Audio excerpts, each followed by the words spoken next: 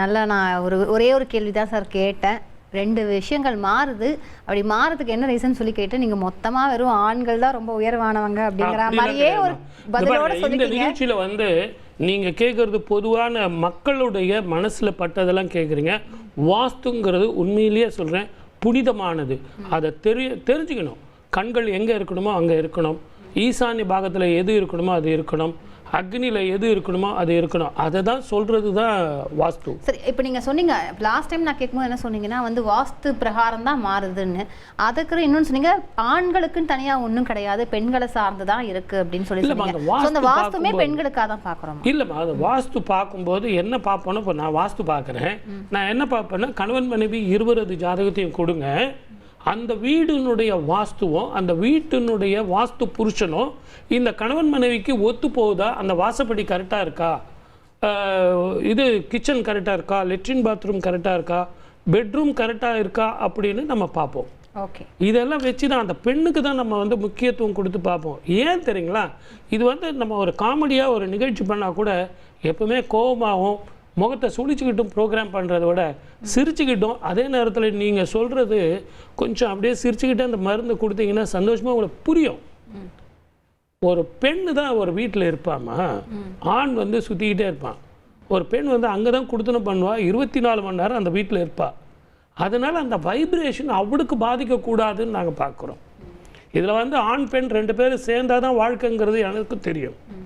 சிவன் இல்லையேல் சக்தி இல்லையேல், சக்தி இல்லையேல் சிவன் இல்லை.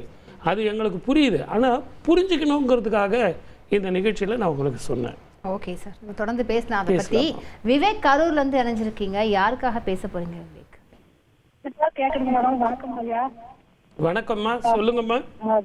விவேக் 22/1/1994 சனிக்கிழமை இரவு 3:21 விடிஞ்சா ஞாயிற்றுக்கிழமை.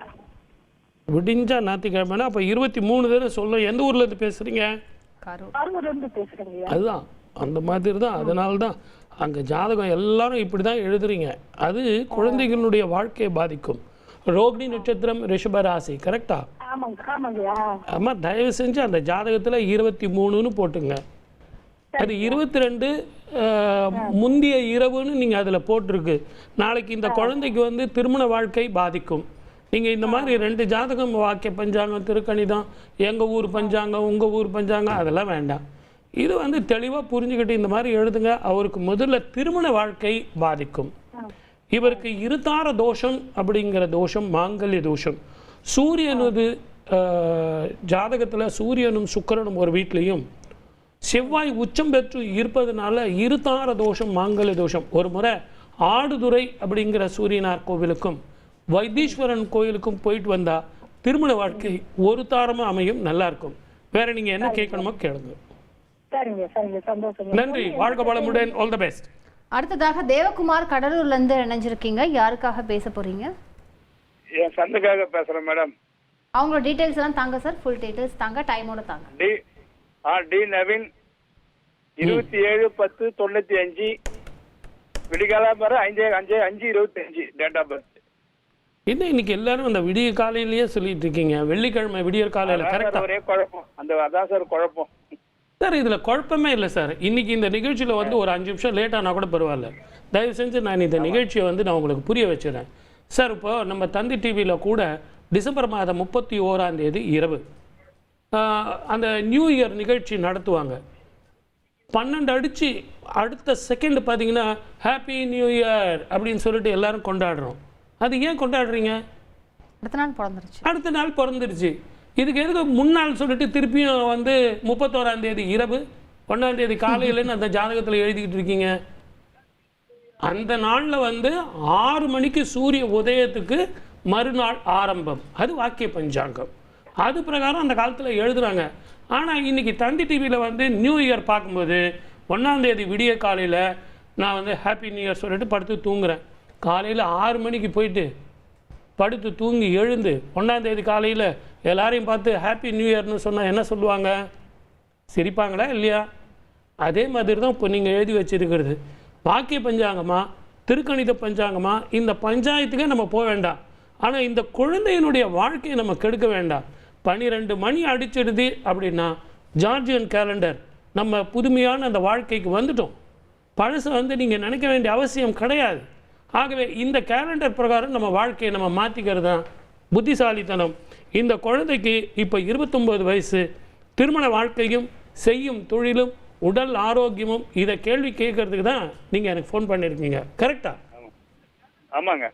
அப்போ நான் கணக்கு எடுத்தது இங்கே தப்பாக இருந்திருந்தா நீங்கள் இதுக்கு தான் இப்படி கூப்பிட்றீங்கன்னு சொல்லிட்டு நான் கரெக்டாக அடித்து சொல்ல முடியுமா? எல்லாமே தப்பாக இருக்கும். சொல்லலாம். ஆக நீங்கள் எதுக்காக கூப்பிட்டீங்கிறது அவ்வளோ தெளிவாக கரெக்டாக இருக்குன்னா நம்ம கணிச்ச ஜாதகம் இங்கே சரி. ஆகவே நீங்கள் என்ன நம்பலாம். ஆடுதுறை அப்படிங்கிற சூரியனார் கோவிலுக்கும் இந்த பிள்ளையை கூட்டிக்கிட்டு வைத்தீஸ்வரன் கோவிலுக்கும் போயிட்டு வாங்க. உடல் ஆரோக்கியம், திருமணம், எதிர்காலம் நல்லபடியாக அமையும். வாழ்க வளமுடன். All the best. அடுத்ததாக நடராஜன் பெங்களூர்லேருந்து பேசுகிறீங்க. நடராஜன், யாருக்காக கேட்க போகிறீங்க? வணக்கம் மேடம். மேடம் வணக்கம். டீடைல்ஸ் கொடுங்க. ஐயா வணக்கம். சொல்லுங்க. 7:10:67 5:20 PM. எங்க இருக்கீங்க? பெங்களூர் கிருஷ்ணராஜபுரத்துல இருக்கோம் சார். கிருஷ்ணராஜபுரம். சூப்பர். அருமையா. கேஆர் புரம். கரெக்டா? கரெக்டா சொன்னீங்க சார். ஸ்டேஷன் பக்கத்துல இருக்கீங்களா? ஆம், கிட்ட தான் சார். அந்த பிள்ளையார் கோயில் பக்கத்துல இருக்கீங்களா? பெரிய பிள்ளையார் ஒன்று இருக்க. கரெக்டா? ஆமா சார். கரெக்டா? பானஸ்வாடி பக்கத்துல. கரெக்டா? ஆமா சார். கஷ்டப்பட்ட மனுஷன் சார். கடுமையா உழைப்பீங்க சார். சார் நான் கஷ்டப்பட்டு உழைக்கிறேன் சார். எனக்கு பணம் கொடுக்க மாட்டேன்றாங்க. பக்கத்துலேயே காலாட்டி நோக்கானுங்கிறான். அவனுக்குலாம் கொடுக்குறான். எனக்கு எப்போதான் சார் நிம்மதி வரும்? அதிக சம்பளம், மன நிம்மதி, சந்தோஷம் இதெல்லாம் கிடைக்குமா சார்? இந்த கேள்வி தான் கேட்குறீங்க. கரெக்டா? Correct sir. ஒன்றுமே கவலைப்படாதீங்க. அவ்வளோ பெரிய விநாயகர் கோவில் இருக்கு. அங்கே போயிட்டு இரட்டை தேங்காய் ஜம்முன்னு சுவாமிக்கு உடைச்சிட்டு வாங்க. ஒரு 3 ஞாயிற்றுக்கிழமை ராகு காலத்தில் நீங்கள் வேண்டுதல், உங்களது வேண்டுதல் ஈடேறும். முதல்ல வருமானங்கள் கூடும், உடல் ஆரோக்கியம் வரும், மன நிம்மதி வரும். அது எல்லாத்தை விட ஸ்திர சொத்துக்கள் இந்த 29ஆம் தேதிக்கு பிறகு சேரும். வாழ்க வளமுடன். All the best. நன்றி நடராஜன். நம்ம கண்டினியூ பண்ணலாம் சார். வாஸ்து பிரகாரம் சொல்றீங்க. ஆமாம்.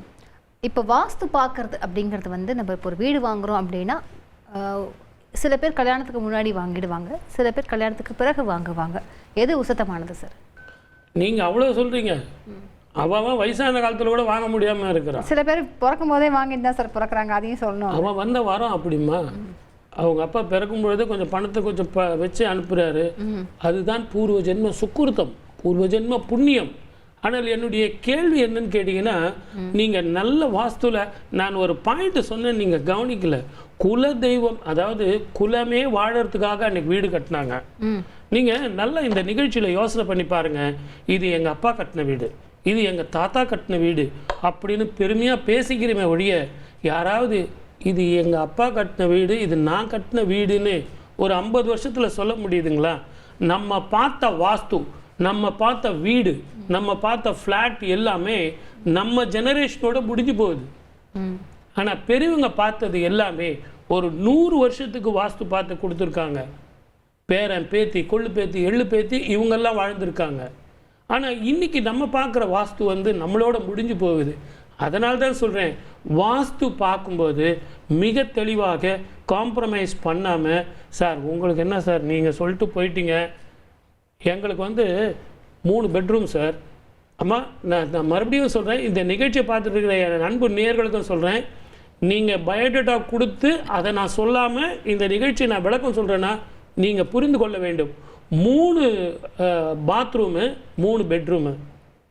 ஏங்க ஒரு பெட்ரூமு ஒரு பாத்ரூம் வச்சுக்கிட்டீங்க, இல்லை 2வது பாத்ரூம் வச்சுக்கிட்டீங்க, 3 பாத்ரூம் வேணுமா? மொத்தம் 900 சதுர அடி. அதில் மொத்தமாக உங்களுக்கு 350 சதுர அடி லெட்ரின் பாத்ரூமே போகுது. கொஞ்சம் யோசனை பண்ணி பாருங்கள். அப்போ அதில் இருந்து வரக்கூடிய இன்ஃபெக்ஷன், அதில் இருந்து வரக்கூடிய அந்த உடல் ஆரோக்கியத்தை பாதிக்கக்கூடியது எப்படியெல்லாம் இருக்கும்? அன்னைக்கு வந்து லெட்ரின் பாத்ரூம் வீட்டை விட்டு வெளியே இருந்தது, இப்போ பெட்ரூம் உள்ளே வச்சுக்கிறோம், அதுவும் வீட்டுக்குள்ளேயே வச்சுக்கிறோம். ஜென்ரல் பாத்ரூம் ஒன்று, பெட்ரூம்க்கு ஒன்று, வீட்டில் யாருன்னா கெஸ்ட் வந்தாங்களோ அவங்களுக்கு ஒன்று, இப்படின்னு தனித்தனியாக வச்சுக்கிட்டு இருக்கோமே. எவ்வளோ நேரம் நம்ம பாத்ரூமில் வாழ போகிறோம்? ஆனால் வாழ போகிற இடம் எது, அந்த இடத்துக்கு வாஸ்து கரெக்டாக அப்படிங்கிறது உங்கள் பொறுப்புலேயே நான் விட்டுறேன், நீங்களே முடிவு பண்ணுங்கள். Okay, super. நம்ம தொடர்ந்து இதை பற்றி பேசிக்கலாம். சிந்திக்கக்கூடிய விஷயம் கூட. காண்டிபன் மதுரையிலேருந்து இணைஞ்சிருக்கீங்க. யாருக்காக பேச போறீங்க காண்டிபன்? என்னுடைய மகன் வடிவேல் ஆகாஷ். அவங்களோட ஃபுல் டீட்டெயில்ஸ் தாங்க, வித் டைமோட தாங்க. பிறந்த தேதி 28. சொல்லுங்க. வணக்கம் ஐயா, என்னுடைய மகன் வடிவேல் ஆகாஷ். சொல்லுங்க, டேட் ஆஃப் பர்த் சொல்லுங்க.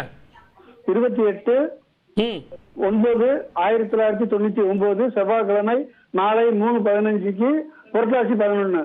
Super super super. இதை விட என்ன சார் வேணும்? நீங்க இவ்வளவு சொல்லும் போது நான் ஒன்று சொல்றேன் சார். உங்க பிள்ளைக்கு டிவி பார்த்துட்டு இருக்கீங்களா? டிவி பார்க்குறீங்களா? ஆமாம் சார். சார், இந்த மோதிர விரலுக்கு கீழே வெர்டிக்கலாக ஒரு ரேகை இருக்கு பாருங்க உங்க பையன் கையில். சரிங்க சார். ரொம்ப அற்புதமான பையன். ஸ்கின் சம்பந்தமான பிரச்சனைகள் இருக்கும், உடல் ஆரோக்கியம் பாதிக்கும். ரெண்டு கேள்வி தான் சார். ஒன்று வேலை, நல்ல உத்தியோகம். ரெண்டாவது திருமண வாழ்க்கை. எந்த சைடில் இருந்து பெண் வரும், எப்படிப்பட்ட வாழ்க்கை வரும், நல்லா இருக்குமா, எதிர்காலம் சிறக்குமா, இவனுக்கு 7.5 சனின்னு சொல்கிறாங்களே, உத்தியோக உயர்வு வருமா, 29 இருந்து இவனுக்கு 2வது சுற்று. இந்த 2வது சுற்றுல தான் உத்தியோகம், வீடு, மனைவி, குழந்தைகள் அப்படின்னு சுப பலனாக நடக்கும். ஒரு முறை திருநள்ளாறு அப்படிங்கிற ஸ்தலத்துக்கு போயிட்டு வாங்க, அற்புதமான வாழ்க்கை வரும். வாழ்க வளமுடன். All the best. செய்திகளை உடனுக்குடன் தெரிந்து கொள்ள உடனே சப்ஸ்கிரைப் பண்ணுங்க.